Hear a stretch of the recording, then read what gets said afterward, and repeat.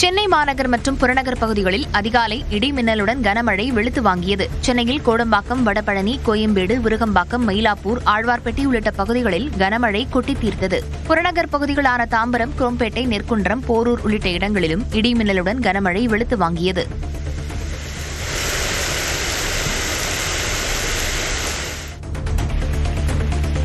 வேலூர் மாவட்டத்தில் இடி மின்னலுடன் கனமழை வெளுத்து வாங்கியது. காட்பாடி, சத்துவாச்சாரி, பொன்னை, வேலப்பாடி உள்ளிட்ட பல்வேறு பகுதிகளில் இரவு முழுவதும் கனமழை பெய்தது.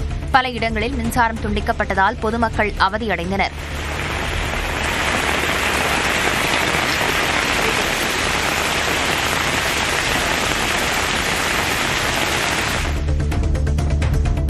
ராணிப்பேட்டை மாவட்டத்தின் பல்வேறு பகுதிகளில் 1 மணி நேரத்திற்கு மேலாக மழை பெய்ததால் குளிர்ச்சியான சூழல் நிலவியது. ராணிப்பேட்டை, ஆற்காடு, சிப்காட், பாலாஜாப்பேட்டை, முத்துக்கடை, விசாரம், ரத்னகிரி உள்ளிட்ட பகுதிகளில் மழை பெய்தது. திடீர் மழையால் சாலையில் வெள்ள நீர் பெருக்கெடுத்து ஓடியது.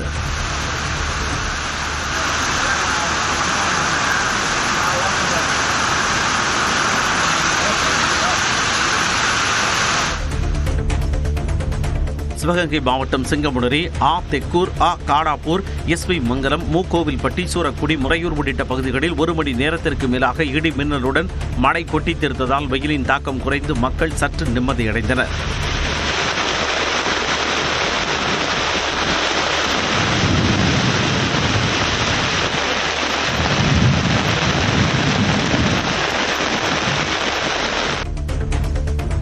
மதுரை மாநகர பகுதிகளில் தொடர்ந்து 2வது நாளாக பெய்த மழையால் மக்களின் இயல்பு வாழ்க்கை பாதித்தது. மாநகர பகுதிகளான கோரிப்பாளையம், சிம்மக்கல், பெரியார் பேருந்து நிலையம், அண்ணாநகர், முனிச்சாலை, தெற்குவாசல் உள்ளிட்ட பகுதிகளில் மழை கொட்டி தீர்த்தது.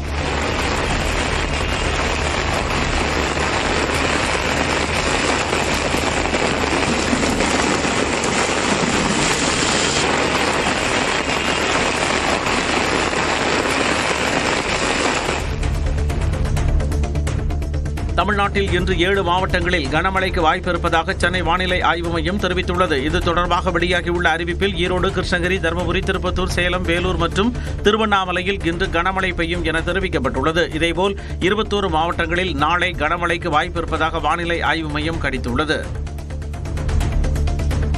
வாக்கு அரசியலுக்காக எந்த திட்டத்தையும் கொண்டுவரவில்லை என்று முதலமைச்சர் மு.க. ஸ்டாலின் உறுதிபட தெரிவித்துள்ளார். பெற்றோரை இழந்த குழந்தைகளுக்கு பள்ளி படிப்பை முடிக்கும் வரை மாதந்தோறும் 2000 ரூபாய் உதவித்தொகை வழங்கும் வகையிலான அன்பு கரங்கள் திட்டத்தை சென்னையில் முதலமைச்சர் மு.க. ஸ்டாலின் தொடங்கி வைத்து குழந்தைகளுக்கு உதவித்தொகையை வழங்கினார். அப்போது பேசிய முதலமைச்சர், அரசியல் என்பது மக்கள் பணி என்றார். 6082 குழந்தைகளுக்கு மாதந்தோறும் 2000 ரூபாய் வழங்க போறோம். இது என்ன வாக்கு அரசியல் பண்றதா? இன்னைக்கு 21 லட்சம் குழந்தைகளுக்கு நாள்தோறும் சூடா, சுவையா, சத்தான உணவை பரிமாறுறோம். இது என்ன வாக்கு அரசியலுக்காக பண்றதா? திமுகவின் அடிப்படை நோக்கம் பதவி அல்ல, பொறுப்புதான் என முதலமைச்சர் மு.க. ஸ்டாலின் தெரிவித்தார். சென்னையில் உதவும் கரங்கள் திட்டத்தை தொடங்கி வைத்த பின்னர் பேசிய அவர், அதிகாரம் என்பது சாமானியனுக்காக போராடுவது என்றார். பலர் என்ன நினைக்கிறாங்கன்னா, ஏதோ ஆட்சி பொறுப்புக்கு வந்தோம், பொறுப்பை மறந்து பதவி மோகத்துல இருந்தோம், சில கவர்ச்சி திட்டங்களை செஞ்சோம், மறுபடியும் பதவி மோகத்தோட தேர்தலுக்கு தயாராகும்னு சிலர் நினைக்கிறாங்க. கட்சிக்கு துரோகம் செய்தவர்களை அதிமுகவில் மீண்டும் சேர்க்க முடியாது என அக்கட்சியின் பொதுச் செயலாளர் எடப்பாடி பழனிசாமி திட்டவட்டமாக தெரிவித்துள்ளார். எடப்பாடி பழனிசாமி இவரை அனுசரிக்கல. அவர் யார் உழைக்கிறாங்களோ அவரை தான் அனுசரிப்போம். வெட்டி பேச்சு பேசிட்டு இடம் இல்ல, உழைக்கிறவர்களுக்கு தான் இடம்.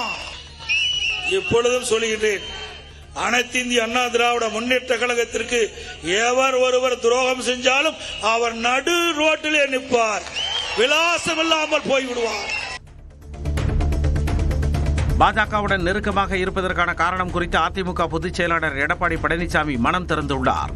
மத்தியிலே இருக்கின்றவர்கள் யாரும் நமக்கு எந்த அச்சுறுத்தலும் கொடுக்கல, நமக்கு நன்மைதான் செய்தார்கள். புரட்சி தலைவி அம்மா மறைவுக்கு பிறகு சில பேர் அந்த கட்சியை கபலீகரம் பண்ண பார்த்தார்கள், ஆட்சி கவிழ்க்க பார்த்தார்கள்.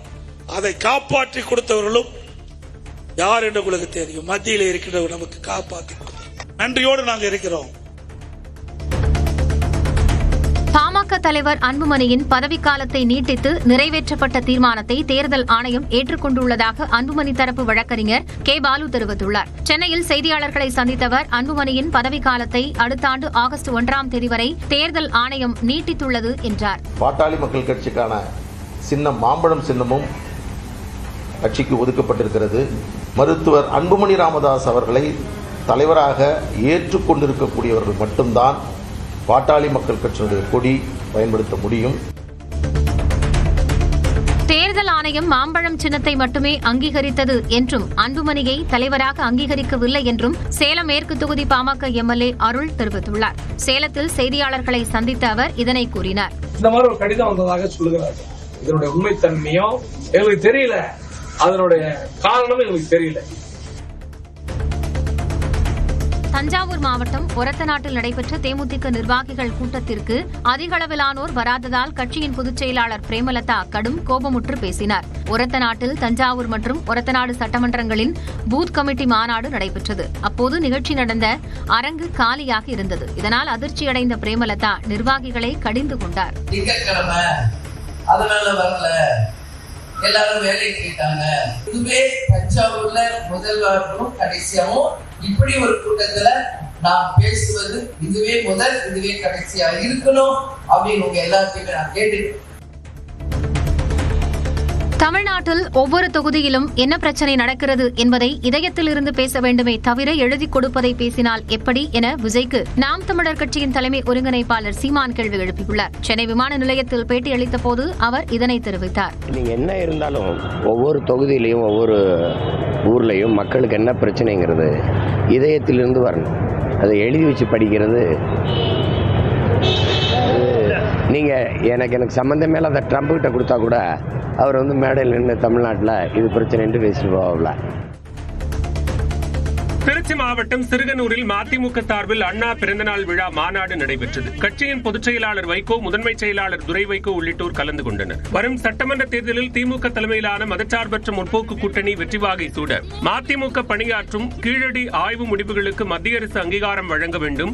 ஜிஎஸ்டி வரி மாற்றி அமைத்ததால் தமிழ்நாட்டிற்கு ஏற்படும் வரி இழப்பை மத்திய அரசு ஈடு செய்ய வேண்டும். தமிழ்நாட்டு மீனவர்கள் மீதான தாக்குதலுக்கு மத்திய அரசு முற்றுப்புள்ளி வைக்க வேண்டும் என்பன உள்ளிட்ட 12 தீர்மானங்கள் நிறைவேற்றப்பட்டன.